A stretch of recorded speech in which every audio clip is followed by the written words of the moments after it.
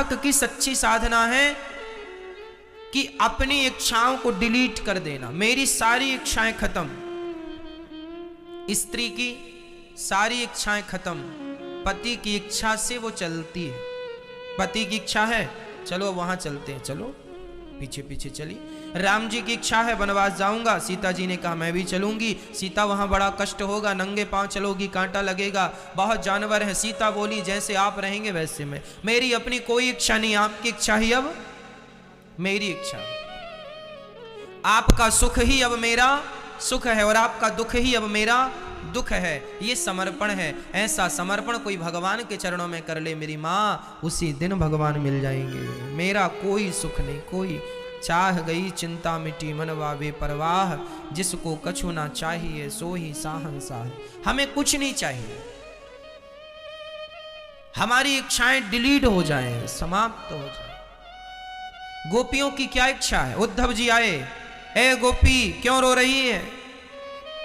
अरे क्या बताएं भैया उद्धव, हम कृष्ण के लिए रो रही हैं। अरे कृष्ण के लिए क्या रोना, वो तो भगवान है, सर्वत्र है। बोले मेरा काम सर्वत्र वाले कृष्ण से नहीं चलेगा, जो मेरे साथ थे वो चाहिए। जब गोपियां रोने लग जाती हैं तो दूसरी उन्हें समझाने लग जाती हैं। एक रो रही है, दूसरी समझा रही है, आशा रख पगली आएंगे। मत रो, वो रोती है अब मर जाऊंगी मैं, क्या करूंगी जी के आए नहीं, कहा 2 दिन में आऊंगा, अभी तक नहीं आए।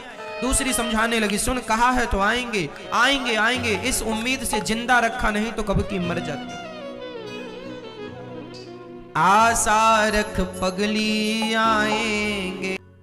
गोपियों को उपदेश देने आए उद्धव, स्वयं उस ज्ञान में प्रेम के जाल में फंस गए और प्रेमी हो गए। मां यशोदा ने भी दिव्य ज्ञान दे दिया उद्धव को। कोरा ज्ञान किसी काम का नहीं जब तक वह ज्ञान प्रेम में डूबा ना हो। ज्ञान से किसी का कल्याण नहीं हो सकता, पर प्रेम से सबका कल्याण हो जाएगा। ज्ञानी का पतन हो सकता है पर भक्त का पतन नहीं हो सकता। लिखा है, ये यथा माम प्रपद्यन्ते तांस तथैव भजाम्यहम्, योगक्षेमं वहाम्यहम्। मेरे भक्त का पतन, आपने जिंदगी में एक बार भी नारायण नाम धोखे से ले लिया होगा तो उस नारायण का नाम एक बार कभी लिया होगा, उस एक नाम के बल पर भी आपका पतन नहीं होगा। भगवान कृपा करेंगे कभी ना कभी। और फिर आप जैसे भक्त जो कथा श्रवण करने वाले हैं, आप जैसे भक्तों का तो कहना ही क्या। हम कितने भी बड़े पापी क्यों ना हो, परंतु भगवान की कृपा हम पर इसलिए पड़ेगी क्योंकि हम भगवान की कथा सुन रहे हैं। कृपा जरूर होगी। उद्धव जैसे ज्ञानी राधा रानी की ब्रज की गोपियों के चरणों की धूल में लौटने लगे। यही वृंदावन में ज्ञान गूदड़ी है, ये वहीं की घटना है। वहां पर उद्धव जी बैठ के गोपियों को समझाए और गोपियों की ने जब प्रेम की बात सिखाई तो उद्धव जैसे ज्ञानी का ज्ञान पानी बनकर बह गया और प्रेम में डूब गए। 1 दिन के लिए आए थे, 6 महीने तक रुके हैं। इसलिए सबसे श्रेष्ठ मार्ग है ज्ञान से ऊंचा प्रेम मार्ग। भगवान ने हृदय में उद्धव को पूरे ब्रज का गोपियों का दर्शन कराया। भगवान के पहले विवाह की कथा कल आपने सुनी, रुक्मणी जी से विवाह हुआ। भगवान के सबसे प्रथम पुत्र का नाम क्या है? क्या नाम है भगवान के बड़े पुत्र का? मैं ये बताओ क्या नाम है? भगवान श्री कृष्ण के बड़े पुत्र का नाम क्या? प्रद्युम्न। प्रद्युम्न का हरण किया था सम्बरासुर ने, जिसे मारकर रति से विवाह किया था प्रद्युम्न जी ने। भगवान का पहला विवाह हुआ है माता रुक्मणी से, और दूसरा विवाह किन से हुआ है? मैया बताओ भगवान कृष्ण का दूसरा विवाह किनसे हुआ? जामवंत की बेटी जाम्बवती से भगवान कृष्ण का दूसरा विवाह हुआ। ये जामवंती जी तो त्रेता युग वाले, हाँ वही, उनकी बेटी से विवाह अब द्वापर में किया भगवान ने। क्यों ऐसा? जब राम जी रावण को मार कर जाने लगे तो जामवंती जी ने कहा सरकार मेरी आज्ञा, मेरी प्रार्थना सुन लो। भगवान बोले सुनाओ। बोले मेरी एक बेटी है, जरा उससे विवाह कर लो। कहाँ जाएगी, कौन स्वीकार करेगा? भगवान बोले अभी तो हम एक ही पत्नी वाले हैं, अगले जन्म में आएंगे बहुत विवाह करेंगे, आपकी छोरी से भी कर लेंगे। जामवंत जी बोले तब तक तो बुढ़ी हो जाएगी, मर भी जाएगी। भगवान बोले ना, तुम बाप बेटी पर अब काल का कोई प्रभाव नहीं चलेगा। इसलिए जामवंत की बेटी त्रेता में जैसी थी द्वापर युग में भी वैसी की वैसी ही रही। अच्छा, इसके विवाह की भी बड़ी अच्छी चर्चा है। भगवान को ना सत्यजित ने झूठा कलंक लगाया था। सत्यजित जी के पास एक मणि थी, भगवान ने वो मणि मांगी कि ये राजकोष में जमा कर दो, उन्होंने नहीं दी। सत्यजित के भाई प्रसेन वह मणि पहन के जंगल गए और उन्हें एक शेर ने मार डाला। शेर को जामवंती जी ने पकड़कर मारा और वो मणि ले जाकर अपनी बेटी जाम्बवती को दे दी। ये लो। अब भगवान को द्वारिका में झूठा कलंक लगा दिया वहां के लोगों ने कि कृष्ण ने मणि चुरा ली सत्यजित के भाई को मारकर। भगवान ने काम ने तो चुराई नहीं और झूठा कलंक लगा दिया। जो गणेश चतुर्थी की चंद्रमा को देखता है उसे झूठा कलंक लगता है। इसलिए गणेश चतुर्थी की चंद्रमा को नहीं देखना चाहिए जिस दिन गणेश जी रखे जाते हैं। अच्छा, ये बात रामचरितमानस में भी लिखी है। जो अपना कल्याण चाहते हैं, स्त्री हो या पुरुष हो, जो आपन चाहे कल्याणा, सुजस सुमति शुभ गति सुख नाना, सो पर नार लीलार गुसाई, तजऊ चौथ के चंद्र की नाई। जो स्त्री अपना कल्याण चाहती है वो पर पुरुष को बिल्कुल ना देखे, और जो पुरुष अपना कल्याण चाहता है वह पराई नारी को बिल्कुल ना देखे। तो आपको क्या नहीं देखना मैया? पराये पुरुष को बिल्कुल नहीं देखना, अपने पति में ही प्रसन्न रहना। दूसरा, पुरुष देखो तो केवल पिता के रूप में, ये पिता है, या भाई के रूप में, या पुत्र रूप में। चरित्र का विशेष ख्याल रखना चाहिए। हमारी सबसे बड़ी शोभा क्या है? हमारा सबसे बड़ा सम्मान क्या है? आपका सबसे बड़ा सम्मान क्या है? आपकी सबसे बड़ी शोभा क्या है? आप बहुत गोरे हैं, बहुत काले हैं, बहुत सुंदर हैं, कोई फर्क नहीं पड़ता कि आप गोरे हैं कि काले हैं।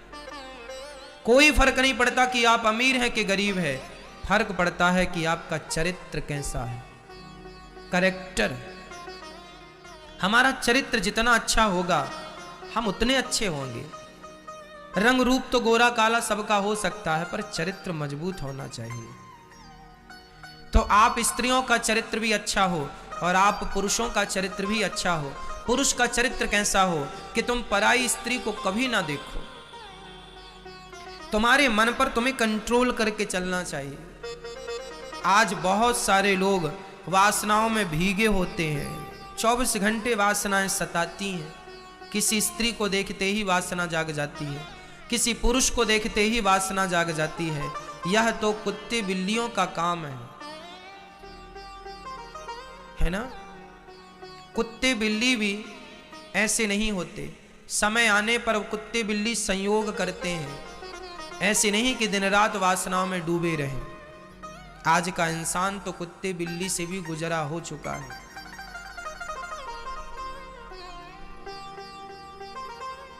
बकरी, बकरा, कुत्ता, कुत्ती, भैंसा, भैंसी, यह भी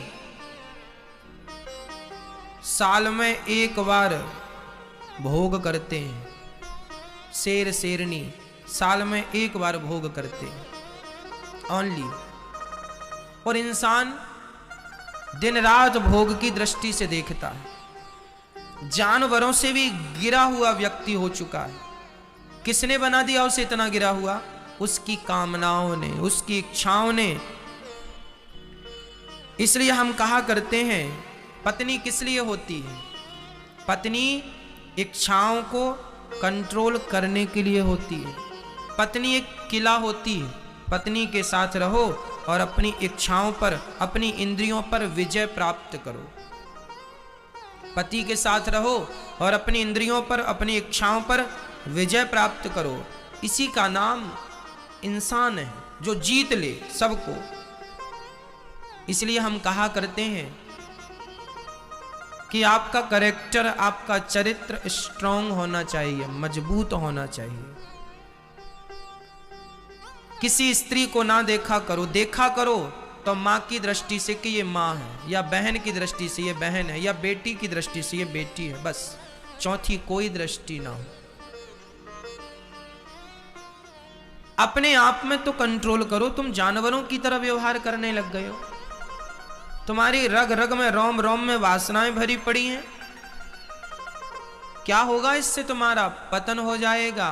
काम क्रोध मद लोभ सब नाथ नरक के पंथ। कामी क्रोधी लालची इन सो भक्ति न होए। भक्ति करे कोई सूरमा जाति वर्ण कुल खोए। कामियों से भक्ति थोड़ी होती है। इसलिए मैया चरित्र जरूरी है। आज हम बहुत सारी स्त्रियों को भी देखते हैं कि पति के होने पर भी वह किसी दूसरे पुरुष से संबंध बनाती है। बहुत सारे पुरुषों को देखते हैं कि अपनी पत्नी के होने पर भी वह दूसरी स्त्रियों से संबंध रखता है। ये क्या है? ऐसे लोगों को देखने से भी पाप लगता है। जो आदमी अपने चरित्र का पक्का नहीं है, ऐसे आदमी को देख लोगे पाप लगेगा। इसलिए चरित्रवान होना चाहिए। और आप अपनी बेटियों को चरित्र की शिक्षा दिया करो, अपने बेटों को चरित्र की शिक्षा दिया करो। आज बच्चे पढ़ने के लिए स्कूल कॉलेज जाते हैं और वहां पढ़ने के नाम पर उन्हें प्यार हो जाता है किसी लड़की और किसी लड़के से। वह अपना चरित्र बिगाड़ लेते हैं और चरित्र बिगाड़ के घर आ जाते हैं। उन्हें लगता पढ़ाई पूरी हो गई।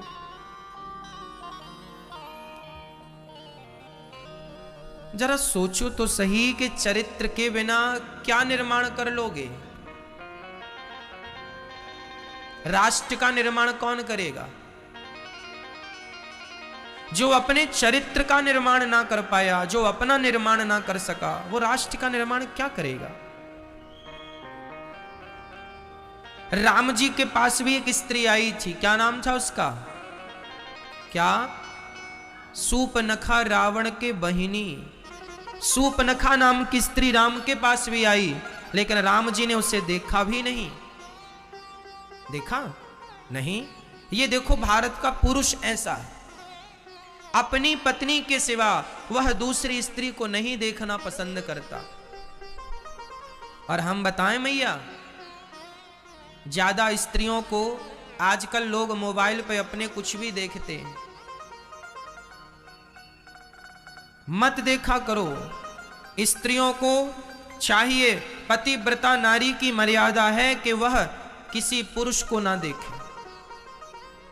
देखना भी दोष है, छूना तो दोष है, दृष्टि से देख लेना भी दोष है। इसलिए नारियों को भी मत देखा करो। देखना भी दोष है। राम जी ने सूपनखा को देखा, पर उसके चरणों को देखा था, चेहरे को नहीं। लक्ष्मण जी के साथ सीता जी भाभी के रिश्ते से रहा करती थी। जब रावण सीता का हरण करके गया और राम जी सुग्रीव के पास पहुंचे, तो सुग्रीव ने कहा कि सीता जी यहां से गुजरी थी तो उनके कुछ आभूषण यहां पर वो फेंक कर गई थी, ऊपर से उन्होंने छोड़ा था तो हमने समेट लिया था। राम जी बोले दिखाओ कहां है? तो सीता माता की नाक की नथनी, माथे की बिंदिया, कान के झुमके सब थे। राम जी सबको हृदय से लगा लगा कर रो रहे थे। तब राम जी ने लक्ष्मण से कहा, लक्ष्मण जरा देखना ये झुमका क्या सीता का है? लक्ष्मण जी बोले, प्रभु मैं नहीं पहचानता। ये देखना नथनी क्या ना सीता की है? लक्ष्मण जी बोले, मैंने कभी देखी ही नहीं। जरा देखना ये चूड़ी सीता की है।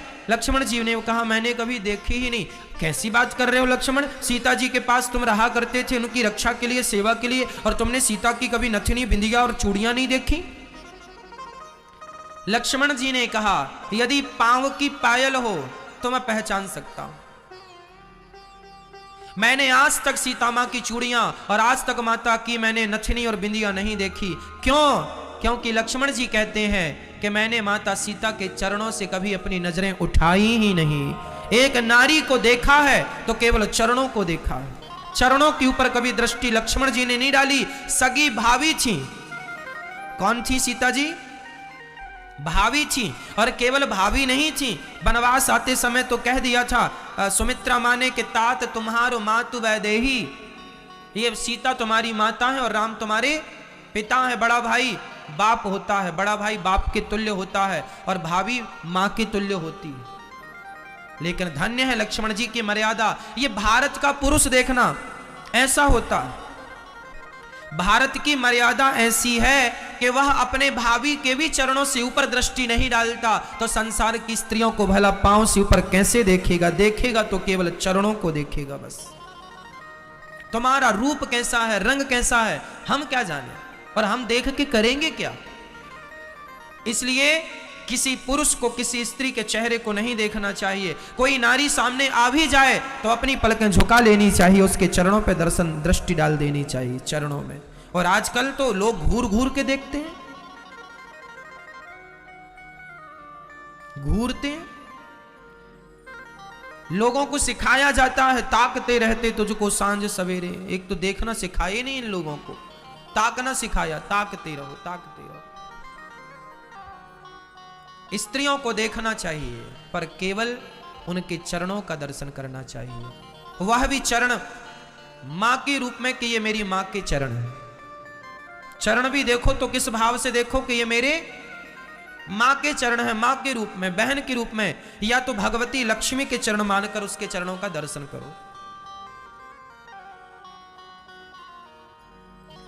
क्या दृष्टि है, क्या विचार है? ऐसे विचार केवल भारत में ही पाए जाते हैं। ये विचारधारा, ये संस्कृति, ये संस्कार केवल भारत के हैं। दुनिया के किसी देश में ये संस्कार नहीं दिए जाते जो मैं आपको दे रहा हूं या जो मेरे रामचरितमानस ने मुझे दिए। भाभी अपनी, देवर अपनी भाभी को कैसे देखे, ये देखने के संस्कार केवल भारत में ही है। अमेरिका, जापान, लंदन जैसे देशों में ये देखने के संस्कार नहीं है। इसलिए मेरी मां बच्चों को भी संस्कार देना कि बेटा कैसे देखना है तुम्हें, क्या देखना है, क्या नहीं देखना है। आज हम किसी पुरुष को देखते हैं, किसी पुरुष के सामने कोई स्त्री खड़ी हो तो आप एक काम करना, उस पुरुष को देखना, उसकी आंखों को देखना, उसकी आंखें कहां कहां जाती हैं। एक पुरुष जब स्त्री को देखता है तो वह कैसे देखता है, उसकी आंखों को देखने से पता चल जाता है कि यह क्या देख रहा है। भाई हम तो तुम्हारे मन को भी पढ़ना सीख गए हैं, हम तो तुम्हारी दृष्टि को खूब पढ़ लेते हैं। तुम क्या देख रहे हो, क्या देखना चाहते हो। सारी जिंदगी तुम्हें कथा सुना सुना के आदमी को मिलते मिलते आदमी के नजरिए से वाकिफ हो जाता है कि इसका नजरिया क्या है। हमारे बड़े बड़े साधु संत देख के पहचान जाते थे कि तुम यहां आए क्यों हो, तुम्हारे मन में क्या चल रहा है, हाँ तुम सोच क्या रहे हो, तुम देखना क्या चाहते हो। अरे ठीक है, तुम बोलना क्या चाहते हो ये भी जान जाते थे। मैं लोगों का नजरिया बहुत अच्छे से जानता हूं, किसका नजरिया क्या है, कौन क्या देख रहा है, कौन क्या देखना चाह रहा है, सिर्फ देखता हूं। इसलिए कहता हूं कि आप अपना नजरिया, अपनी दृष्टिकोण बदल लीजिए। स्वामी विवेकानंद जी एक बार शिकागो गए, वहां किसी अंग्रेज ने कह दिया, स्वामी जी तुम्हारे देश की स्त्री तो माटी है, हमारे देश की स्त्री गोल्ड है। स्वामी जी ने कहा ठीक कह रहे हो तुम, तुम्हारे देश की स्त्रियां गोल्ड हुआ करती हैं, सोना, हमारे भारत की स्त्रियां माटी हुआ करती हैं। पर सोने में और माटी में एक अंतर है मेरे दोस्त। क्या अंतर है? स्वामी विवेकानंद जी ने कहा हमारे यहां माटी का कुल्हड़ बनता है, कुल्हड़ मीन्स गिलास, और सोने की गिलास भी बनती है। हमारे यहाँ मिट्टी का कुल्हड़ होता है और मिट्टी की सोने की गिलास होती है। सोने की गिलास में कोई एक बार दूध पी ले, एक बार पानी पी ले, एक बार अपने मुंह से लगा ले, तो सोने की गिलास को धुल करके कोई दूसरा भी उपयोग कर सकता है, धुलकर तीसरा भी उपयोग कर सकता है, धुलकर चौथा भी उपयोग कर सकता है। पर हमारे भारत में मिट्टी के कुल्हड़ में ऐसा नहीं है। एक बार किसी ने अपने मुंह से कुल्हड़ को लगा लिया तो वह कुल्हड़ टूट जाएगा, मिट जाएगा, पर दूसरे के मुंह से नहीं लगेगा। ये भारत की नारी ऐसी है, एक बार किसी को अपना पति मान लेती है तो मर जाती है, पर फिर वो अपनी जिंदगी में किसी दूसरे पुरुष को अपना नहीं मानती। एक के मुंह से लग गई तो वो मर जाएगी, पर दूसरे के मुंह से नहीं लगेगी। ये भारत की नारी का चरित्र है। और तुम्हारे यहां तो कपड़े बदलने जैसे लोग स्त्री पुरुष को बदलते हैं। ये तुम्हारा चरित्र है, ये तुम्हारा कल्चर है। हमारी संस्कृति अलग है। हमारे यहां स्त्री का यदि पति मर जाए तो उस पति के नाम की विधवा रहकर जिंदगी गुजार देती है, लेकिन वह अपने आप को यहाँ वहाँ डुलाती नहीं है, उसका मन भटकता नहीं है, वह किसी पुरुष के पास जाती नहीं है, अर्थात सारी जिंदगी ब्रह्मचर्य से गुजार देती है और भगवान का चिंतन करती है।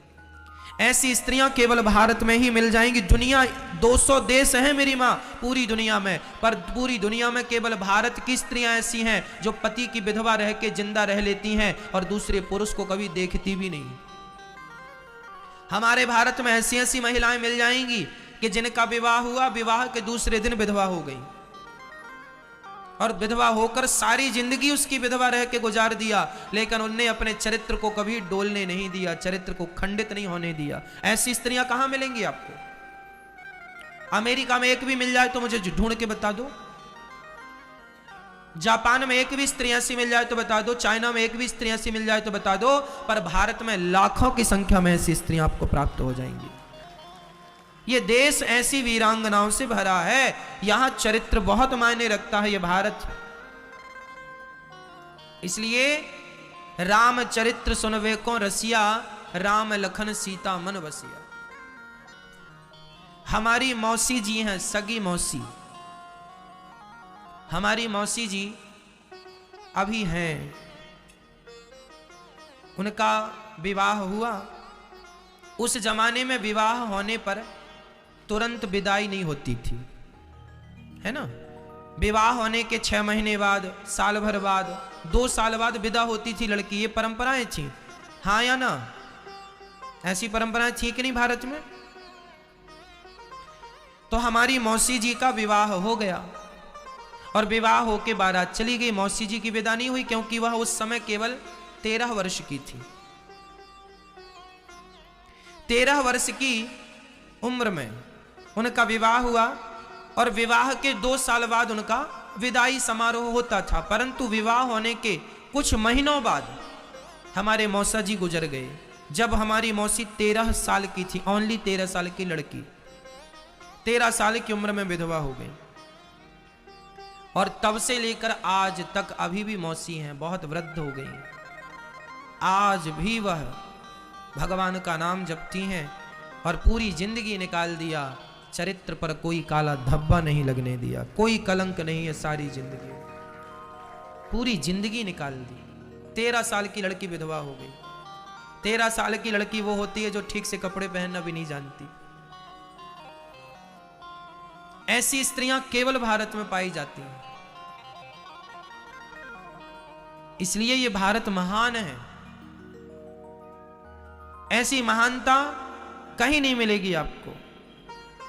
इसलिए मैं आपसे प्रार्थना करता हूं कि मेरा देश महान आप लोगों से है, इसलिए इसकी महानता को नष्ट ना करें। जब भारत का 135 करोड़ में से एक व्यक्ति गलत काम करता है ना, तो उससे ये भारत माता भी रोती होगी कि ये मेरे बच्चे देखो गलत काम करते हैं। इसलिए मर जाना अच्छा है मेरी माँ, लेकिन चरित्रहीन होकर के जिंदा रहना अच्छा नहीं है। चरित्र ना गवाना।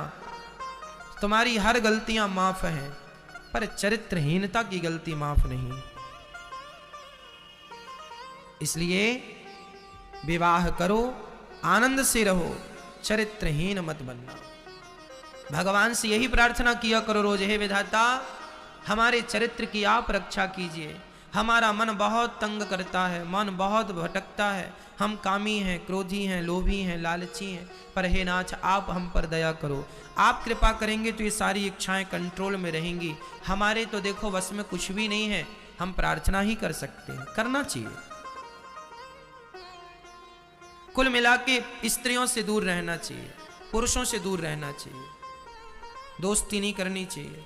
आजकल तो बड़ा गड़बड़ माहौल चल रहा, छोटी छोटी लड़कियों को प्यार हो रहा है, 10वीं पढ़ने वाली लड़कियों को प्यार हो जाता है।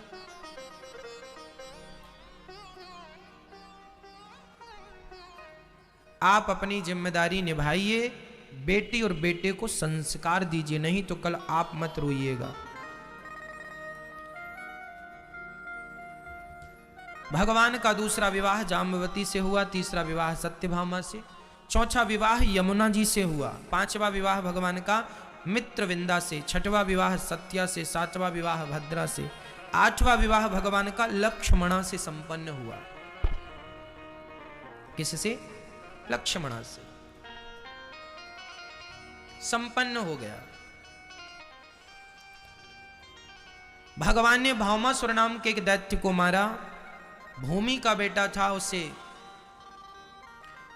ठीक किया भगवान ने समझा बुझाकर, और 16,100 कन्याओं को उसने बंदी बनाया। भगवान ने उसके बंधन से कन्याओं को छुड़ाया और टोटल विवाह हो गए भगवान के 16,100 कन्याओं से विवाह और किया, टोटल हो गए 16,108।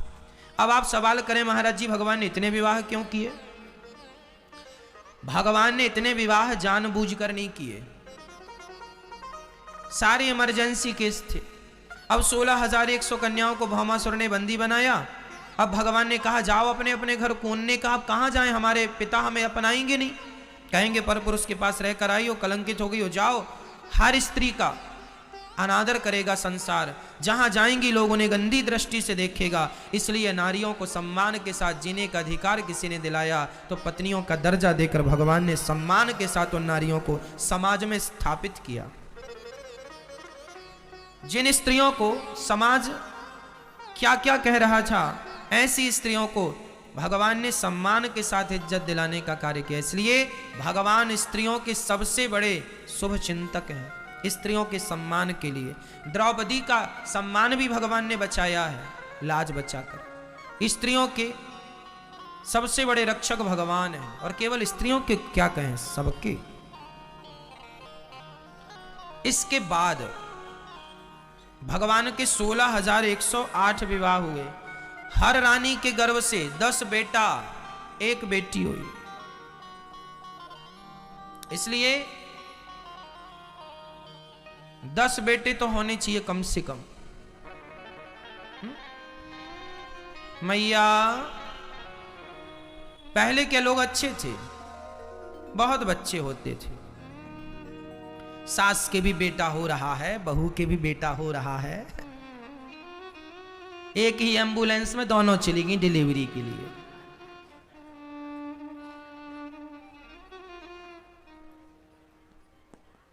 पता चला कि चाचा छोटा है भतीजे से, भतीजा बड़ा है, चाचा छोटा है। हाँ या ना? हमारे गांव में से बहुत चाचा हैं जो छोटे छोटे हैं, भतीजे बड़े हैं। भतीजे चाचाओं को खिला रहे हो गोद में, चाचा चाचा।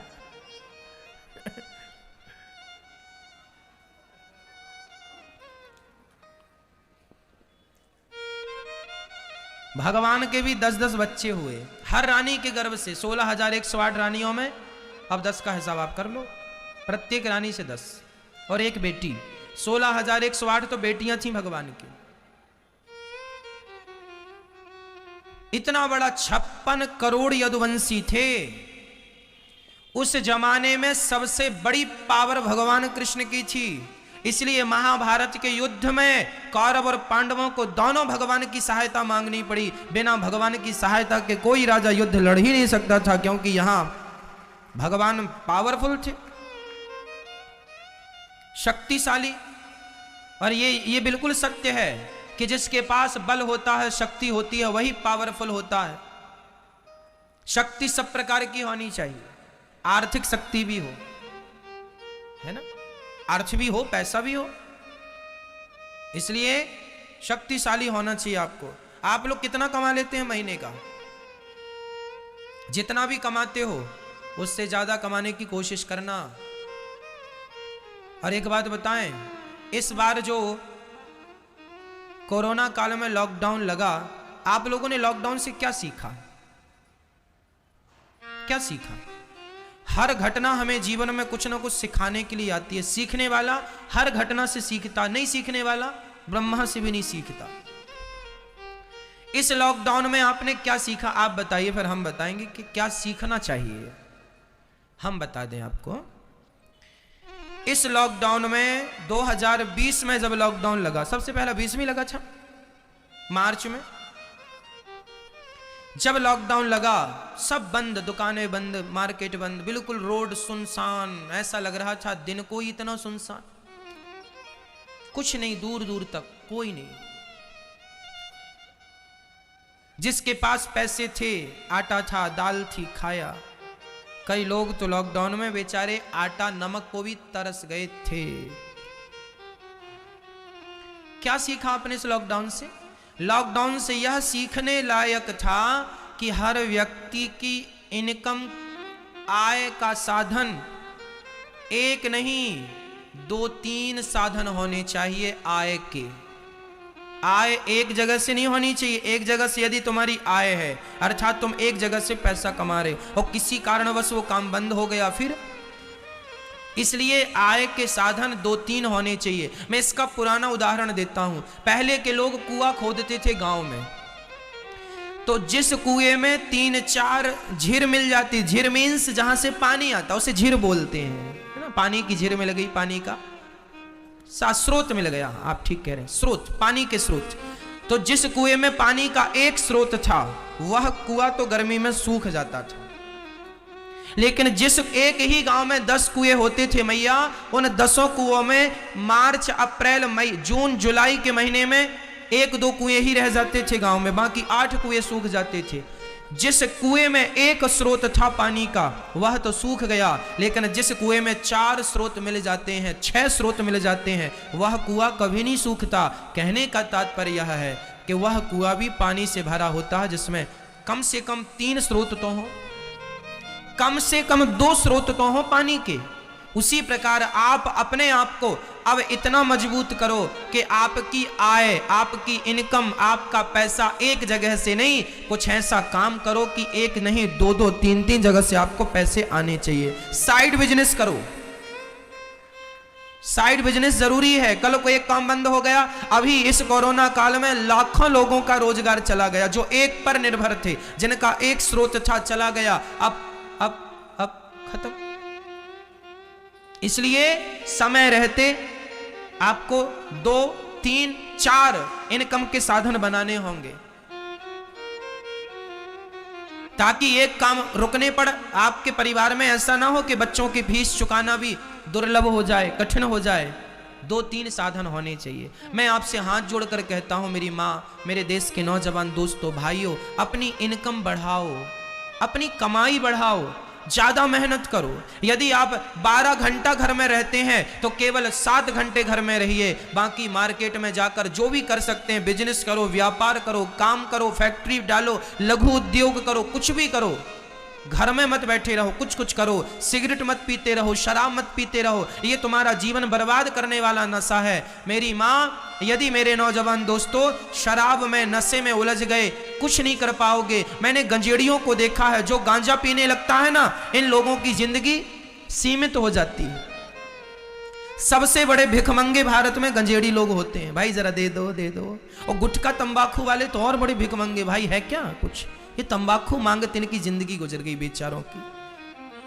मांग भैया जरा तंबाकू दे दो, भैया जरा गुटखा है क्या, पाउच है क्या? ये सारी जिंदगी तंबाकू ही मांगते रहते हैं, भिखमंगे जैसे। इनकी औकात गुटखा खरीदने की भी नहीं है, तो खाते काहे हो? काहे खा रहे हो? गंजेड़ियों की औकात गांजा खरीदने की नहीं है, और पी बराबर रहे हैं, धुआं कर रहे हैं सब। ये अपने बाप की राज में चिलम भर के गांजा ना पिए होंगे पूरा, लेकिन नशेड़ी बने घूम रहे हैं। ये वही लोग हैं जो पत्नी का मंगलसूत्र बेच बेच के गांजा पी लेते हैं, जो पत्नी के जेवर बेच बेच के शराब पी लेते हैं। इन शराबियों को, इन गंजेड़ियों को सीधा डंपर में भर के गंगा जी छुड़वाओ। ऐसे लोगों की किसे जरूरत है बताओ? आपको जरूरत है? बताओ मैया, जरूरत है आपको? कोई जरूरत नहीं। ये बोझ है, ये फोकट का खा रहे हैं। इनके कारण देश में महंगाई ज्यादा है। खा रहे हैं, सो रहे हैं, करते धरते कुछ नहीं। खा रहे हैं तो गांजा पी लिया, सो पड़े। तुम जब तक जियोगे तब तक देश के लिए बोझ रहोगे, मर जाओ इससे अच्छा है।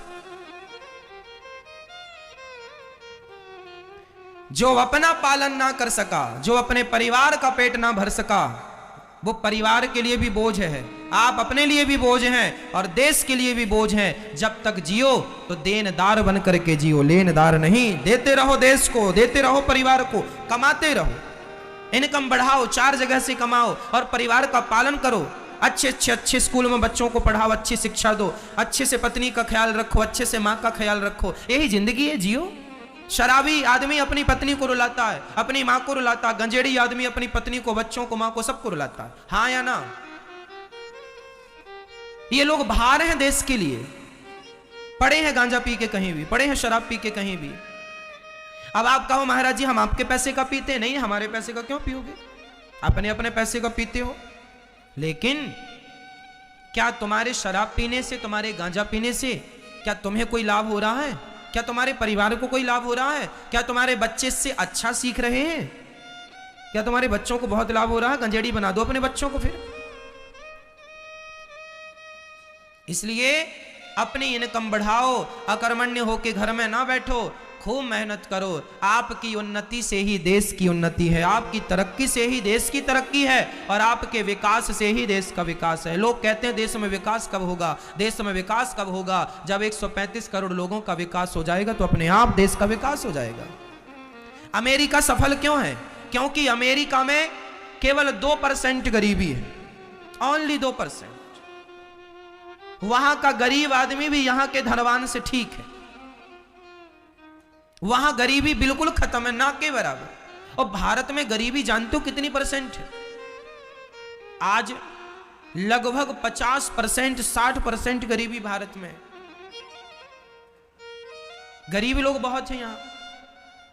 इसलिए हमें अपनी गरीबी मिटा लेनी चाहिए। सबको अपनी अपनी गरीबी मिटा लो। और गरीबी तब मिटेगी जब आप खूब मेहनत करके अपना काम करेंगे, मन लगा के काम करेंगे। इनकम के 4 साधन होने चाहिए आपके पास, 4 जगह से आपके पैसा आए। फिर देखो आपकी पत्नी भी काम करे, पति भी काम करे, बच्चे भी काम करे। एक काम नहीं, 4 काम करो तो खूब देखो आपकी गरीबी समाप्त हो जाएगी।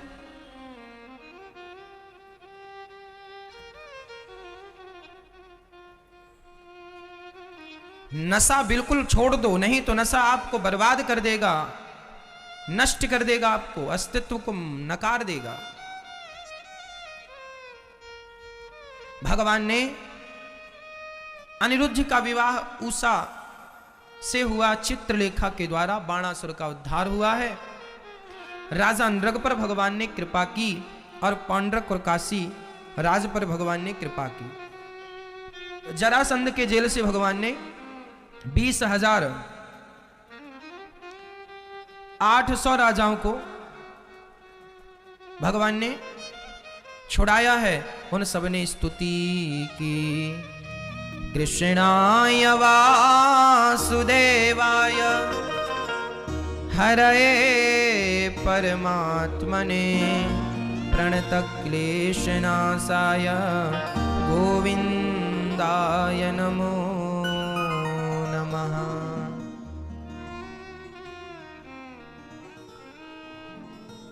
जरासंध का भगवान ने भीम भैया से उद्धार कराया। उसके बाद शिशुपाल का उद्धार हुआ है। युधिष्ठिर के यज्ञ में भगवान ने ब्राह्मणों के चरण धोए, शाल्वका और दंतवक्र का उद्धार किया। भगवान के परम भक्त का नाम है सुदामा। कृष्णस्यासीत् सखा कश्चित् ब्राह्मणो ब्रह्मवित्तमः विरक्त इंद्रियार्थेषु प्रशांतात्मा जितेन्द्रियः। भगवान श्री कृष्ण के परम मित्र का नाम सुदामा था। भगवान अपने मित्र सुदामा से बहुत प्यार करते थे, बहुत प्यार।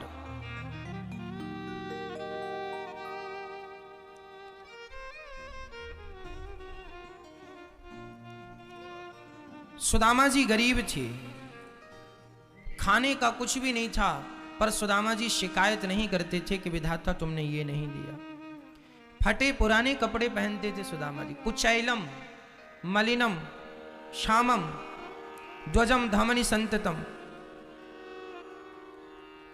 हाँ,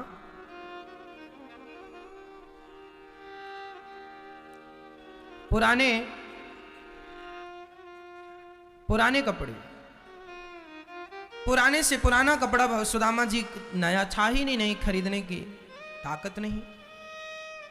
विरक्त थे, आसक्त नहीं, इंद्रियों पर विजय प्राप्त थी, प्रशांत आत्मा। सुदामा के पास कुछ ना होने पर भी खुश रहा करते थे। सुदामा जी निराश नहीं थे, उदास नहीं थे, हर हाल में प्रसन्न थे, खुश थे।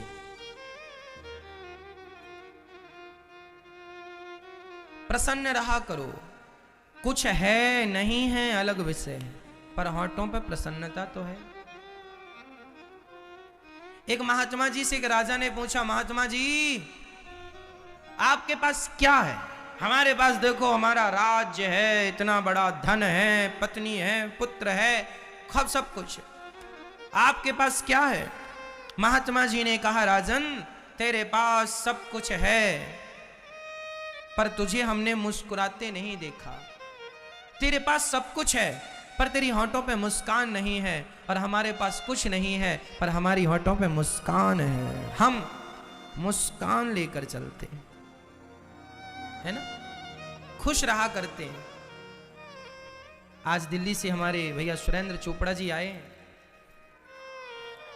मैया जी, राज मैया, राजदत्त मैया जी, राज चोपड़ा मैया आई हैं। एक बार सुंदर तालियां आप श्री के लिए। ये दिल्ली से भक्त आए हुए हैं। बहुत पहले दिल्ली में कथा का आयोजन कई बार आप लोगों ने खूब कराया है। दिल्ली में जब भी कथा हुआ करती थी तो आप लोगों के द्वारा ही हुआ करती थी, बड़ा योगदान हुआ करता था। भगवान सुदामा जी पर बड़ी कृपा है, पर सुदामा जी प्रसन्न है, प्रशांत आत्मा, जितेंद्रिय। हर हाल में हमें कैसे होना चाहिए मेरी मां? प्रसन्न, खुश रहो। हानि लाभ आएगा जाएगा। 6 चीजें भगवान के हाथ होती हैं। कौन कौन? गिनना, हम गिना रहे हैं, सुनो, गिनो।